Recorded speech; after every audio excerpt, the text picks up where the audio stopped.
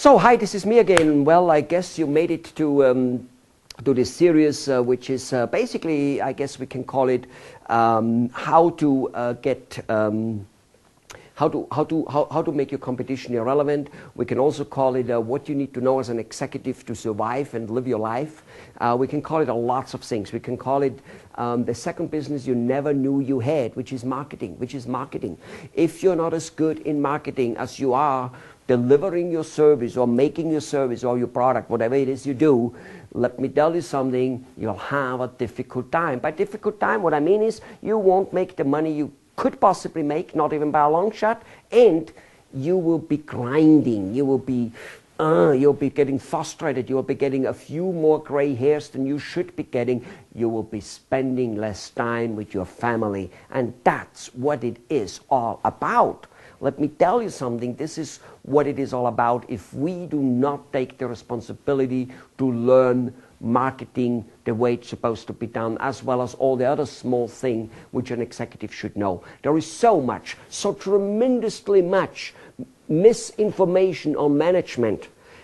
It is unbelievable. There's so much misinformation on marketing. It is unbelievable. I constantly talk to business owners who tell me, this marketing wouldn't work for me because I'm in an elegant business. Just the other day, the son of a restaurant owner told me that. The father was all for the little marketing things which I offered him to do. In fact, he's somewhat a friend, not a friend, but somebody I know. And I was willing to help him out with his restaurant, actually offering my marketing, a part of my marketing service, totally for free.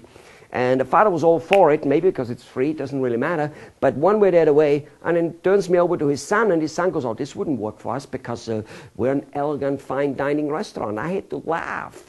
Unbelievable. On top of it, I was probably running some of the most first-class fine dining establishments in the world.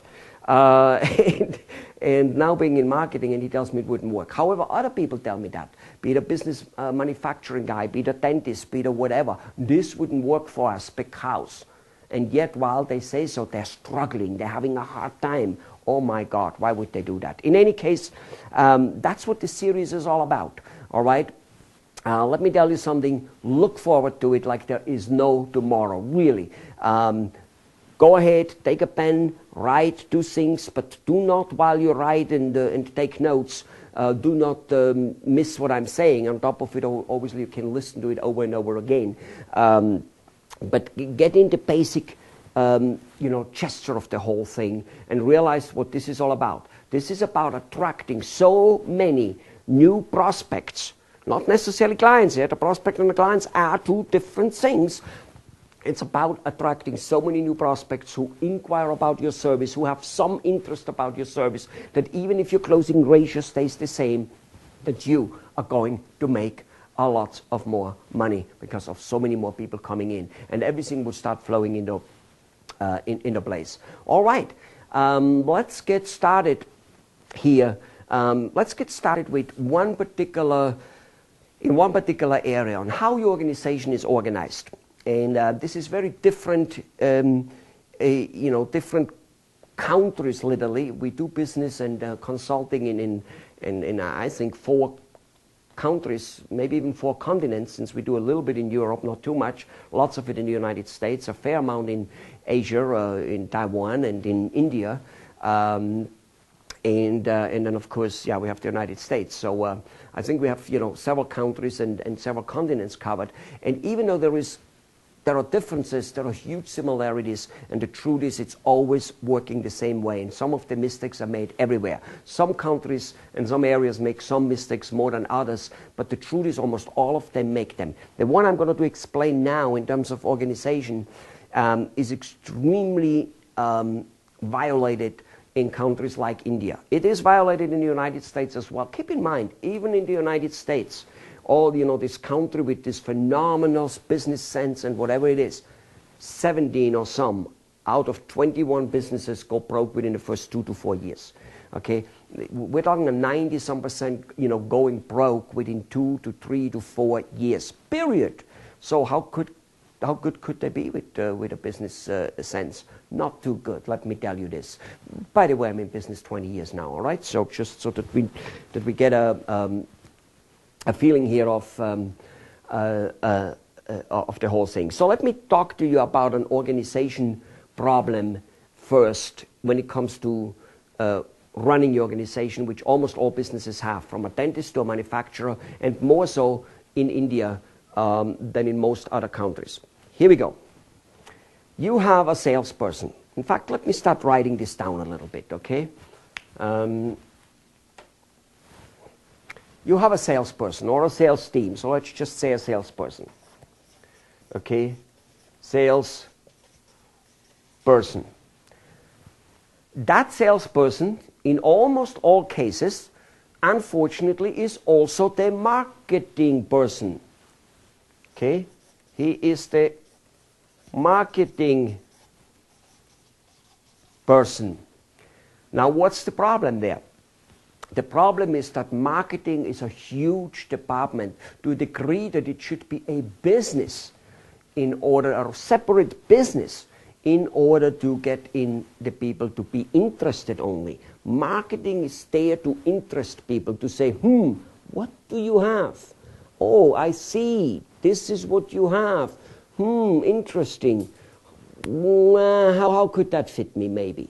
That's what marketing does. Sales is enlightening and telling the person enough of the benefits of the product, not of the features, which is a whole different topic in sales, so that the person goes, I think I want that. I think I need it. Good.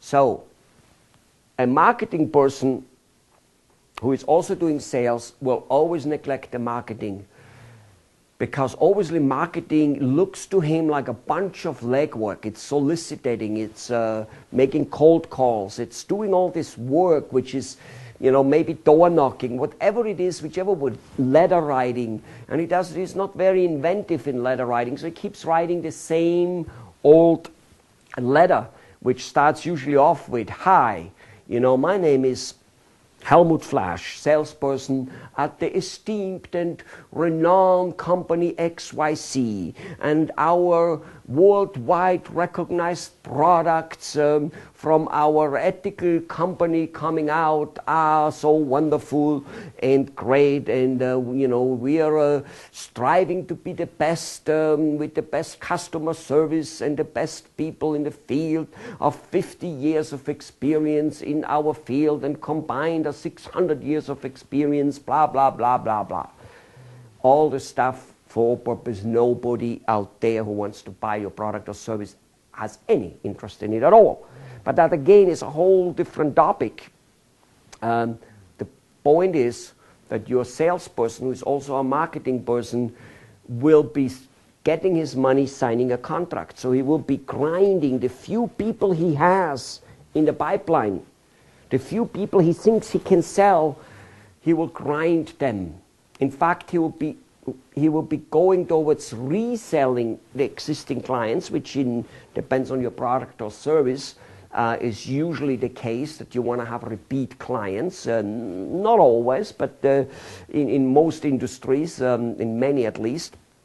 And if that's the case, your salesperson, who is supposed to do marketing, will not market very much, 5-10% of his time maybe. The other 80-90% of his time, 95% of his time, he will be grinding out the sales. And he will think he's a sales/marketing person.